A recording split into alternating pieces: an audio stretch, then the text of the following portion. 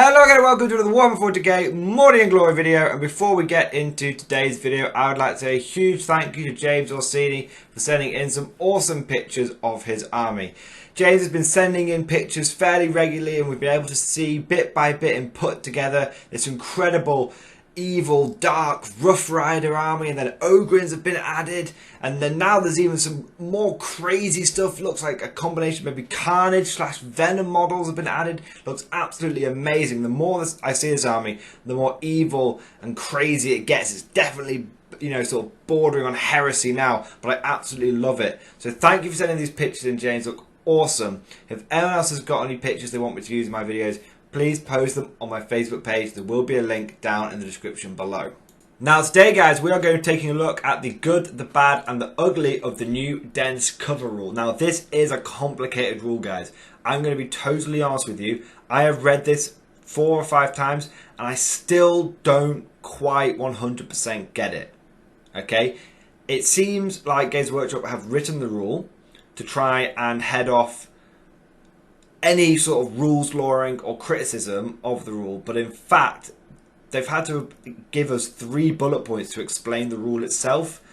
It's really, you know, it's really overcomplicated, it's really wordy, and I know that Games Workshop has been trying to address some of the criticisms with the 8th regarding the terrain rules being too simplistic, but I am extremely concerned, well that's a bit strong, I am kind of concerned that they've overcorrected, guys, and now things are getting too complicated and I just can't be bothered, and I'm almost feeling like I just want to give everything the soft cover rule and just screw it, that's easy enough, you know? But anyway, we'll get into my issues with the rule properly afterwards, but let's just look at what it is. So I'll read it verbatim, word for word, and then we'll try and understand it. So if this terrain feature is at least 3 inches in height, then subtract 1 from the hit roll when resolving an attack with a ranged weapon, unless you can draw straight lines 1 mm in thickness to every path of at least 1 model or hole in the target unit from a single point on the attacking model's base or hole without any of those lines passing over or through any part of any terrain feature of this trait. Full stop. Models that are on or within an area terrain feature with this trait do not suffer the penalty if the only terrain feature these lines pass over or through is the terrain feature that the attacking model is on or within. Models with 3 inches of an obstacle terrain feature with this trait do not suffer this penalty if the only terrain feature these lines pass over or through is the terrain feature the attacking model is within 3 inches of. The height of terrain feature is measured from the highest point on that terrain feature. So there is a lot of long sentences, and basically this is what it comes down to.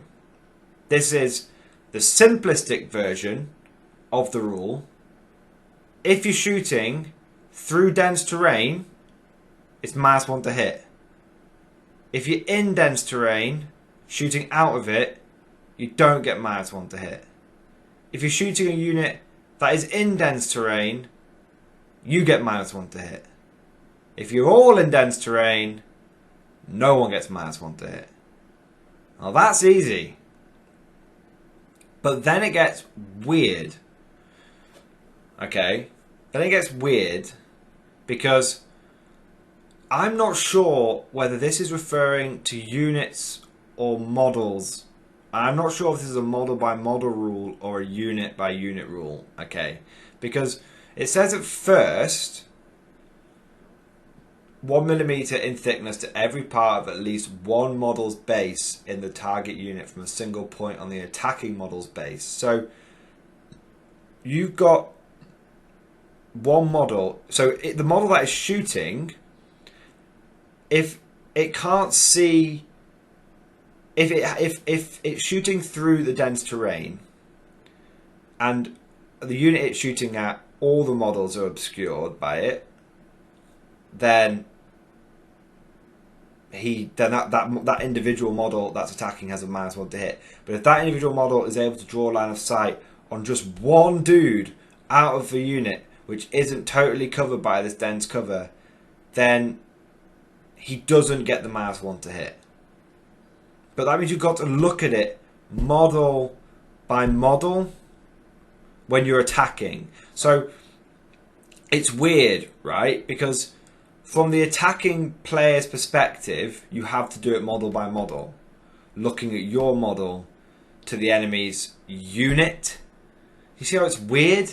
So it's not model by model on both sides. It's model by model on the attacker's side, but then units on the defender's side. It's weird, man. And I don't. This is not the first time. I think this is the second time this has come up when we've been doing these good, the bad, the ugly videos, where it's like a weird mix of model by model or unit by unit. One of the things that Warhammer 40k has done fairly well in the past is either having all the rules revolving around unit by unit or all the rules revolving around model by model. And they've very rarely mixed it, and there's a good reason for that, because it gets complicated quick. You know, back in 5th edition, cover was by unit. Okay? It was, by and large, I'm not getting into the complicated side of it, but by and large, cover was by unit. And then in 6th and 7th and 8th, we just moved to model by model. And we've been getting used to model by model for, 3 editions now, and now we're getting into a hybrid system, and I'm just a bit about it. So, let me just clarify something. I'm not poo-pooing the rule, and I'm not saying dense cover is a terrible addition to the game. On the contrary, I think this is a really good rule. It levels the playing field on armies having -1 to hit and not, because some armies have it inbuilt as a trait, and those armies tended to just be naturally better than everyone. But now all armies, through the clever use of cover, can have access to that, and so it levels the playing field. I actually think the principle of the rule is really, really good. I just think it's really overcomplicated, and that's my biggest criticism of it. So what we genuinely need from Games Workshop is someone to do like a how to play video on this thing. Okay, because the community is coming up with many different ways of how this rule works, and lots of people are still very confused about it, myself included. And I've spent on and off 2 or 3 days thinking about this thing, and I only just realised the model by model thing as I was recording this video, and I actually had to stop and start again because I hadn't realised the model by model versus model by unit conundrum. So it's tricky, guys. It is tricky. So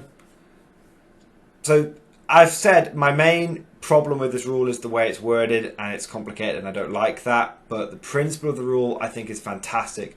Really good, positive addition to the game. Finally, guardsmen will be able.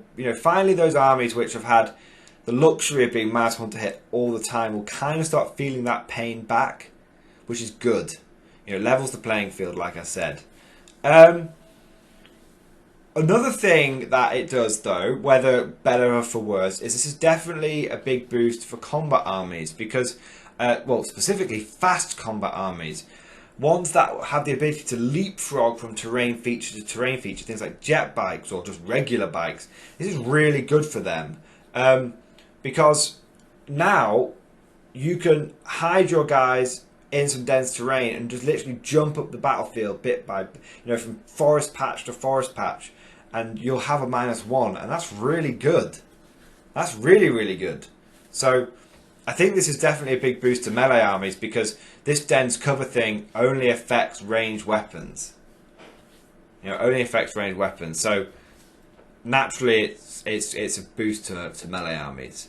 So overall, that's my impressions of the dense cover rule. The principle is good, but I think the wording is so convoluted, and I think we're getting into dangerous territory of having sometimes model by model and sometimes unit by unit. And even in the same rule now, we're having models versus unit differences. And the fact that Games Workshop has had to include 3 bullet points to explain this rule means it's kind of, you need to redo that rule, guys. If you're having to explain your own rule in 3 bullet points, it's not a good sign. But like I said, I'm trying to be really balanced about this. So I'll reiterate it one last time at the risk of repeating myself. In principle, this is good. It is another boost for melee armies, which is good. It just needs Games Workshop to come out and properly clarify this rule. Not just with 3 bullet points. We need some video examples. And that will be, if they do that, it'll be really, really good, because I think at the moment it's people are interpreting it in multiple different ways. Hope you guys enjoyed this video. Put your comments down below on what you think about this rule. Specifically, am I getting confused with the model by model to model by unit thing, or is it we are still on model by model rules? Let me know what you think down in the comment section below. Hope you guys have enjoyed this video, and of course I'll see you guys next time.